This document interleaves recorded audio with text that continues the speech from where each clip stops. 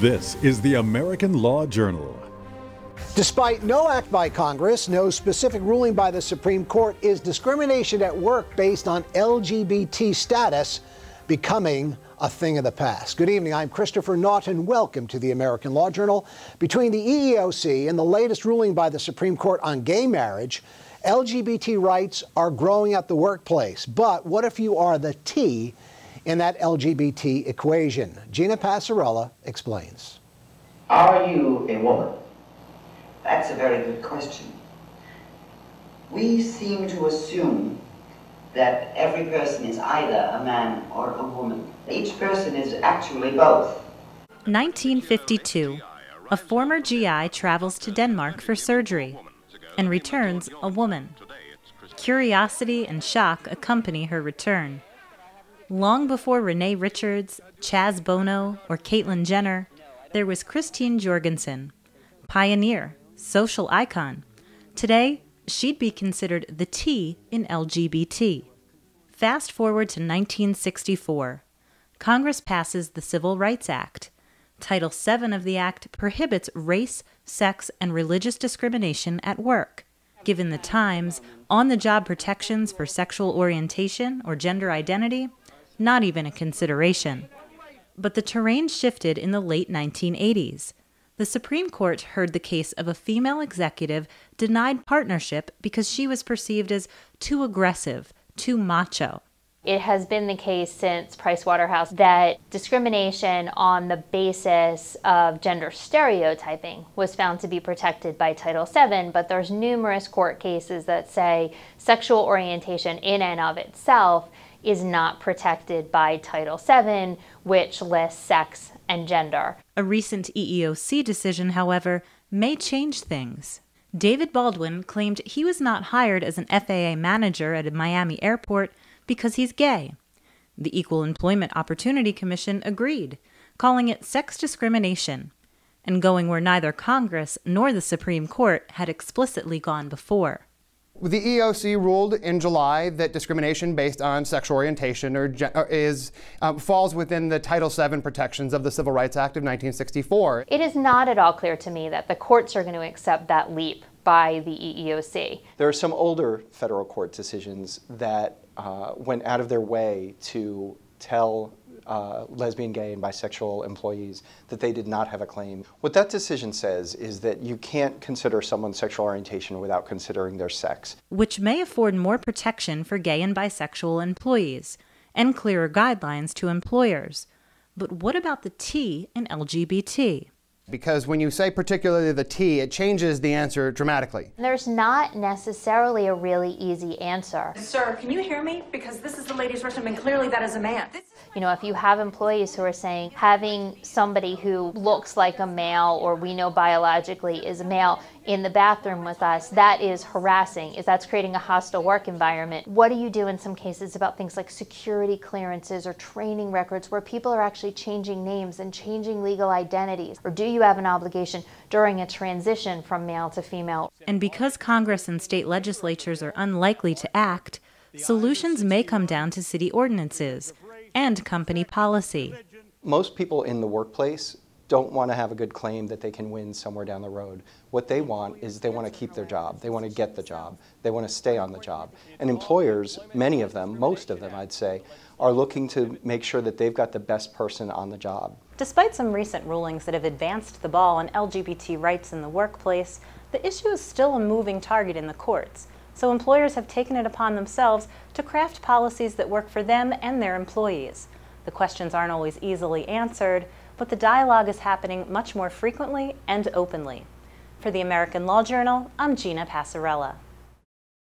Anthony, a little sympathy here for the employer. You could be the most progressive, liberal, open-minded employer out there, and yet there are quagmires and traps and challenges that, once again, even the most open-minded employer is going to have to face. Well, I think that's right, Christopher. I mean, the law has developed in a way that employers must recognize that there are some protections for people who are in the transgender community. So then the question becomes, what must an employer do about it, and how does an employer adapt to having somebody like that in the workforce? And it's very challenging because, first of all, you have employees that may have very different views about the issue and are not necessarily as accepting as employers would want them to be. So there's a great deal of training and education that you need to do if you want to be hospitable. But there are all kinds of issues, restroom issues, dress code issues, medical information, using the right pronoun. And sometimes somebody who's in transition, it can take a very long time. You know, not everybody is like Caitlyn Jenner and has, you know, the money to have an operation that is as swift as it was. Angela, now you've mentioned something to me that I found fascinating, and this may not be, you know, completely legal. But yeah, my last name ends in a vowel. So you can speak with your hands, exactly. Like I do too. So you've said that on more than one occasion that there are lots of people in the LGBT community who are not necessarily accepting of right. the T in LGBT. Translate how that might turn into, or the lack of legal rights. Well, so the only thing I was going to not agree with what Anthony just said was when he said it's very challenging for employers, right? These accommodations, which the ADA would, it's very challenging. And then he mentioned people's views. And that's not just within the heterosexual community. LGB, also, we have transphobia within the LGBT community. I don't know how many times I hear a gay person. I'm a regular on a radio show with 2 gay guys, and they make a commitment to always touch on a trans topic. But then when they do, they end it with, but Ange, I just don't get it. And you have that happening within the LGB, and I just really want to put it out there that if we're going to call it the LGBT fight and the LGBT community, we need to be there for the T the way they've been there for us. Because actually 2 trans people started the fighting at Stonewall. We had 2 drag queens start everything at Stonewall, and now when all is said and done 50 years later, we're not there for them. So you can understand then if there's misunderstanding in the LGBT community, then heterosexuals, employers, it's going to be rife with confusion. And part of the problem that employers, and you mentioned it a moment ago, Anthony, it's use of pronouns, access to locker rooms and bathrooms. What about how they're identified on their paychecks, on corporate forms? I mean, again, even the employer who wants to do the right thing could step into a minefield here. Right. There are obvious pitfalls. Yeah. Right now, though, the law is really still, I think, in the position of protecting only the situation where somebody is being treated differently because of a stereotype about how a man should act or a woman should act. Right. And while the EEOC has taken a different position, clearly, right. I do not think, and I don't think the courts believe, that transgender status is yet within the 4 corners of Title VII of the Civil Rights Act and therefore a protected group. Mary, let's go to that EEO decision because, again, that sent I don't want to say shockwaves, it certainly has sent waves through the labor and employment community. What came down this past summer? This summer in the Baldwin decision, we recognized for the first time that discrimination just based on sexual orientation is inherently discrimination based on sex, and it violates Title VII. And there are a few different ways you can look at it. I mean, if you talk about sexual orientation, by nature you're talking about sex. Somebody who's gay is attracted to someone of the same gender. A lesbian is attracted to someone of her gender. A heterosexual is attracted to someone of the opposite gender. You're inherently basing it on sex. Or you could look at it as discrimination based on somebody's association with someone based on sex, or because of stereotypes or assumptions or gender norms that an employer or a decision maker might have. So we're not making a new protected class. It's still going to discrimination based on sex. And one of the analogies that we had, even though discrimination based on an interracial relationship wasn't a specific basis, EEOC and the courts have recognized for years that if an employer refused to hire somebody because he was in an interracial relationship or fired someone because she was involved with someone of a different race or had biracial children, that's a straight Title VII violation. So it's the same kind of thought process and analysis that we got to, based on Supreme Court decisions, lower court decisions, looking at how we interpret sex. This is a situation, Christopher, where we have a government agency that it does not represent the people. They're not elected officials making law, because they are making law. There are 7 Court of Appeals, Federal Court of Appeals throughout the country that have dealt with this issue, and all of them have said sexual orientation is not covered by the Civil Rights Act. In 1974, there was an amendment to the Civil Rights Act proposed that has been on the books but never passed, which is ENDER, which is to extend civil rights. Which I call Splenda. Right. And so I think it is actually alarming that a federal agency believes that it has the power, arrogates to itself the right to legislate. And though I understand how the extension is made, it is really not the law. There are areas where the law does protect to some degree, not the full extent that I think all of us believe it should. But for an agency to say this is the law, I think is very controversial. Yeah, and well, Mary, I think we're, go ahead, Mary. Thanks. Go ahead. But I think it's not that we're making law, we're interpreting the law that Congress charged us to interpret and do investigations on.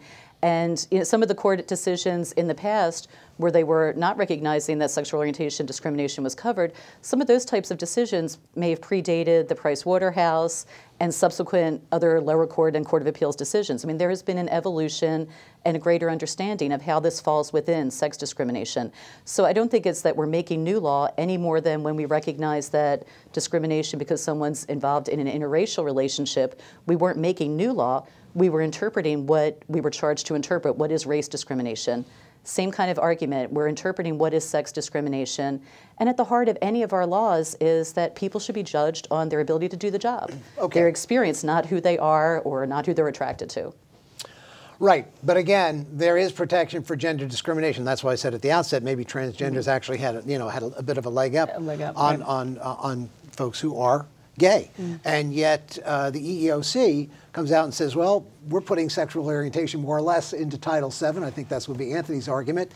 And if that has happened here, does this affect more than just government employees? This kind of law, this kind of, again, edict, if you will, from the EEOC, decision is going to affect the private sector as well, no doubt, right? I mean, this is our interpretation. This is not just, in the Baldwin case, it was a federal employee, but it's not just how we're interpreting it for federal employees or applicant for federal employment.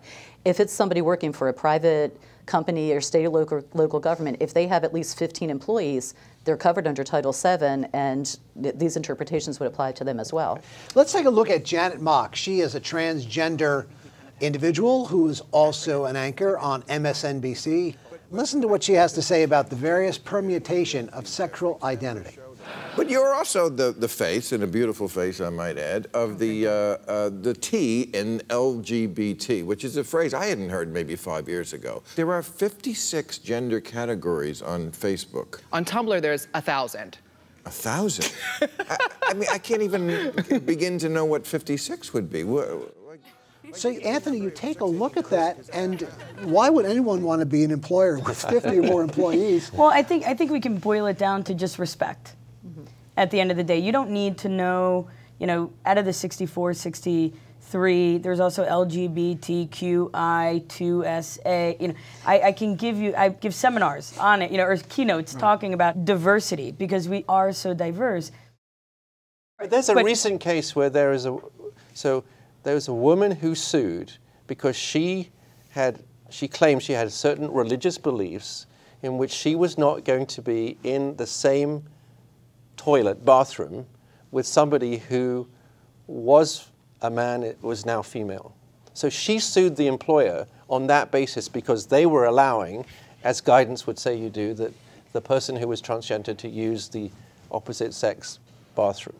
So I think employers are in a vice here. Let's not forget that shortly after passage of Title VII in the 1960s, there were also objections by employees to sharing restrooms based on race, and some of those objections were also religiously based.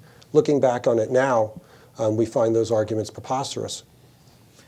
That's true. Well, let's take a look at this woman, Rachel Dolezal. She is a U.S. civil rights activist and claims she was an African American until her parents outed her.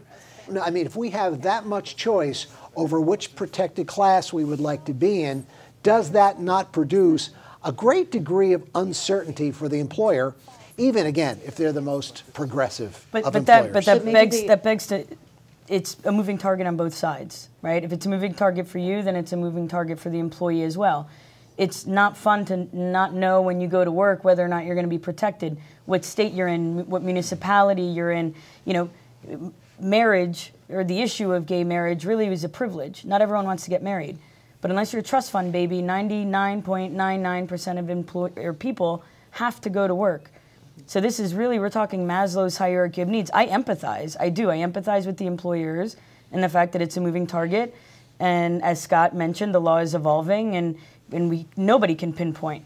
But similarly, there needs to be empathy on the employee side.